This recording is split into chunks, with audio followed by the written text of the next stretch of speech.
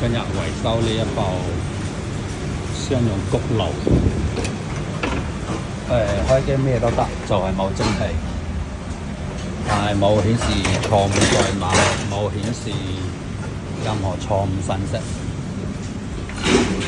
因為呢啲空間太窄，所以呢啲位置比較難搞，所以我哋只能夠向陰咁樣。要諗辦法將啲螺絲扭開佢，因為香港地方你都知啦，個個都想慳啲使，所以我哋而家就要去睇下點樣處理。落嚟先。好，因為地方有限，今日維修嘅呢個係789商用蒸焗爐，智能嘅變頻嘅。